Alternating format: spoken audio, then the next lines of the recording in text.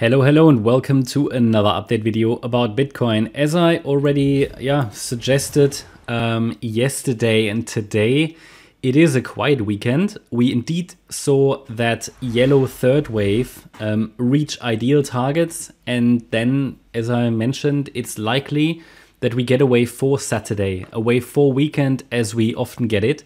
So typically, the market saves its consolidations for the weekend, and that's what we see today as well. We see a little bit of upside on several altcoin charts, but not substantial enough to really confirm anything significant or to make it too exciting. Bitcoin is still in a support area, which is great. So we're going to dive into the micro structure in a minute. For anybody who's new on the channel, let me explain to you what we're looking for at the moment, because this is really important to understand. First of all, Bitcoin is in a larger support area for a larger degree, fourth wave. This fourth wave needs to hold $35,000, which is the 50% retracement level. Any break below that 50% retracement level indicates that something more bearish is going on, and we would be looking at a deeper pullback, possibly towards 25K. That's only confirmed below 35K, a sustained break below 35K. Until then, we are watching for a reaction that, or any signal that this local correction in this wave 4 is over, and it should end anywhere in this larger yellow support area that you see there on the chart.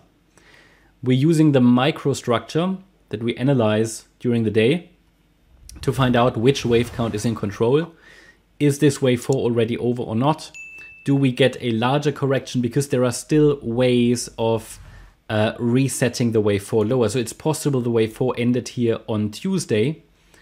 Okay, that's possible. It's possible to get one more low, or we could still see a larger corrective pattern as well. And we're at the moment watching if the price can form an initial 5-wave move to the upside from the Tuesday lows. Why is that important? Because as per Elliott Wave, or not only that, but it's just what it is, right? We need 5 waves up to confirm that an uptrend is unfolding. 3 waves isn't enough. 3 waves is a corrective move. And it doesn't matter how high the corrective move goes.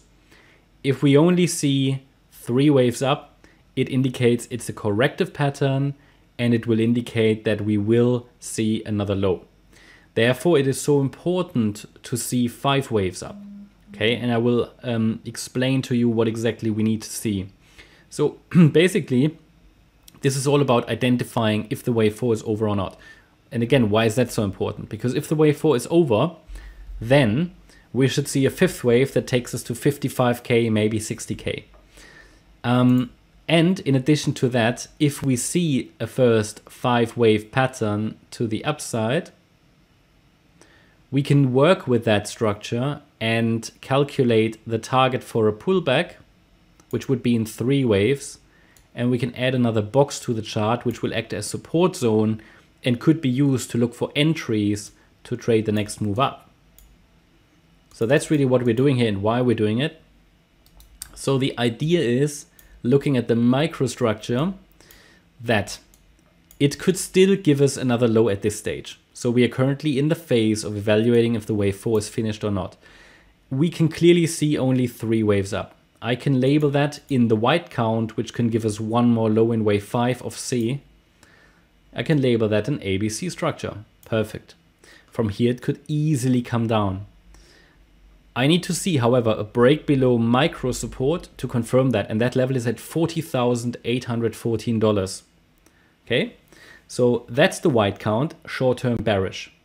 Then we've got another scenario, which would be the blue count, in which the market could form a larger corrective pattern. It would need to stay a 3-wave move up, however. The white count basically, even if we go up from here, and it stays a 3-wave corrective pattern, as soon as it breaks above 42,900, the white count and another low in the white count will be invalidated, but it could turn into a larger corrective pattern. Then it would be the X wave. So that can sound very complex, but all you need to remember, what we are doing, and leave the complex stuff to us if you want to, but we are watching for 5 waves up.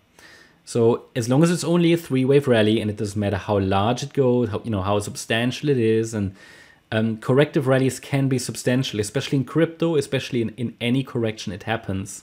So that's why it's so important to watch for a 5-wave move up instead of a 3-wave move. Okay, so at the moment, the yellow count would be the most bullish one, because in the yellow count, we have a wave 1 to the upside, a wave 2 to the downside, a wave 3 to the upside could be complete.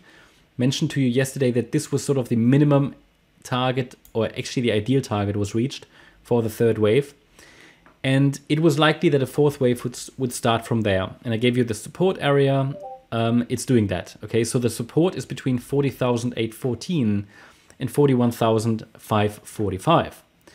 It already reacted to the support area and is rallying into the resistance area that we also talked about in the earlier video today. So that's my primary, I shouldn't say primary scenario, but I'm tracking 5 waves. I want to see if the 5 waves can develop before I before I confirm that the low is in, right?